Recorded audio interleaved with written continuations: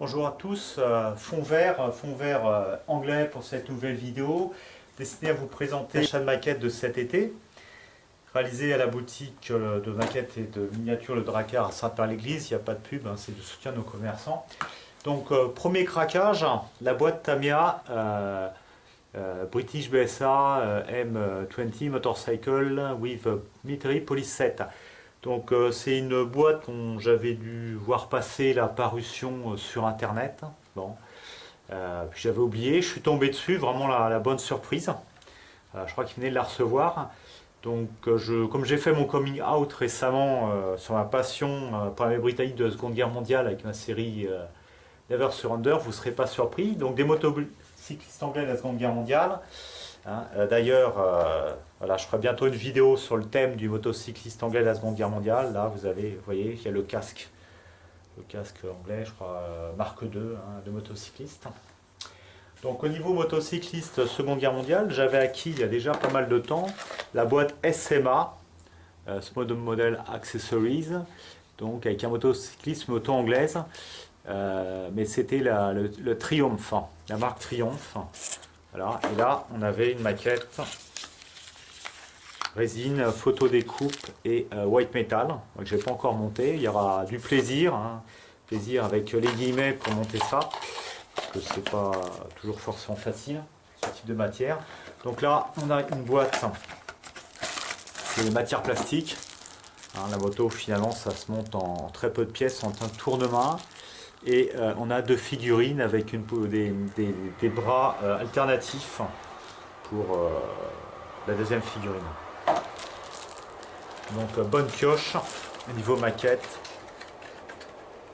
On fera donc une deuxième motocyclette pour agrémenter mes dioramas britanniques Seconde Guerre mondiale. Également on peut présenter de la documentation là, qui va avec. Alors, pour ceux qui sont passionnés par les Britanniques Seconde Guerre mondiale, il y a ce bouquin là, qui a été sorti l'année dernière, qui est assez intéressant et qui propose notamment de passer en revue rapidement les motos britanniques de Seconde Guerre mondiale. Donc ça nous fera quelques références.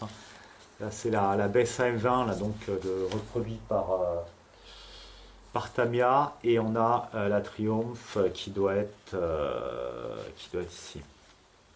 Deuxième trouvaille, deuxième plaisir maquettiste. C'est cette boîte que je ne connaissais pas, de Mini Art British Infantry Weapons and Equipment. Alors donc je suis tombé dessus, j'ai craqué, ça va m'être très utile parce que dans la boîte on trouve des pièces détachées, en particulier des baïonnettes Spike, des gourdes, des pelles-bêches individuelles, donc à la fois donc avec les fourreaux et montées, plus d'autres choses encore.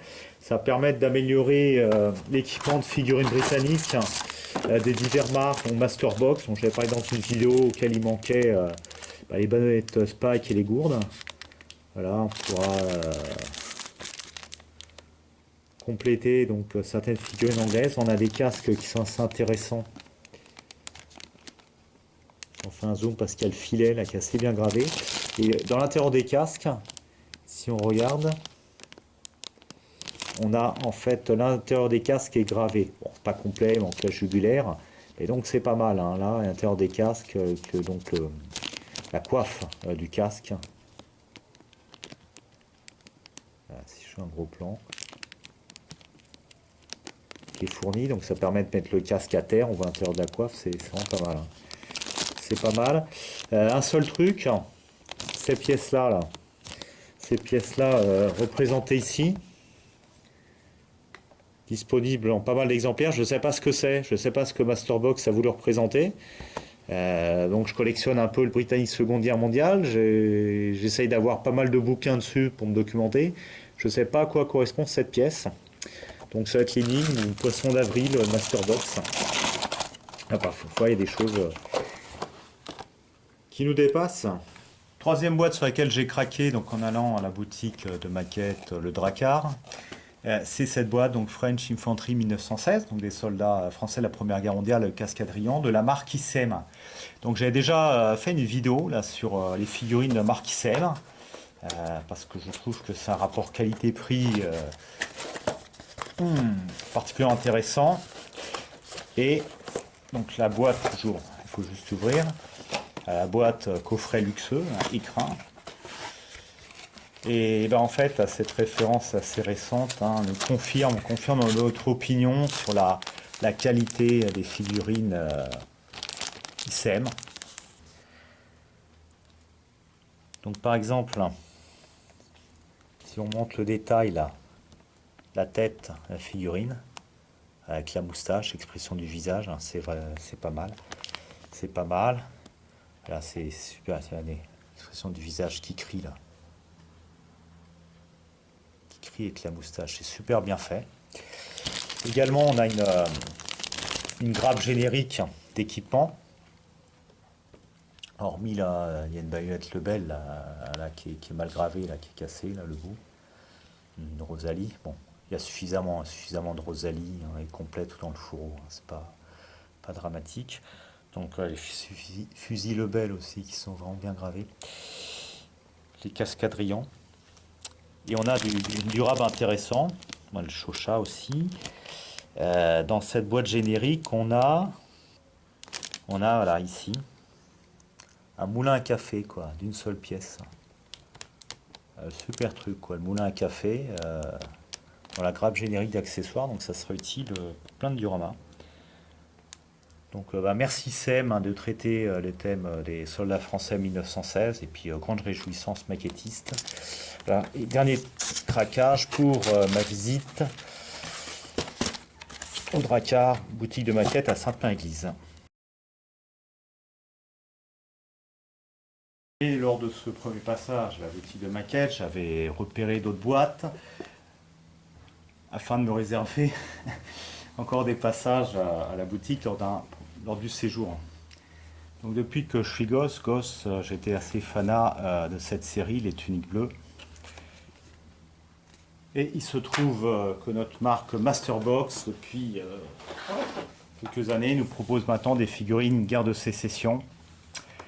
Donc même si c'est pas du tout la période que je traite habituellement, bon, je ne pouvais que craquer sur cette boîte de Masterbox, de cavalier nordiste, même qui propose 3 cavaliers avec les sabres, les drapeaux, quoi. Donc obligé de craquer, obligé de me prendre la boîte, et c'est pour ça que je défends vraiment les boutiques de maquettes.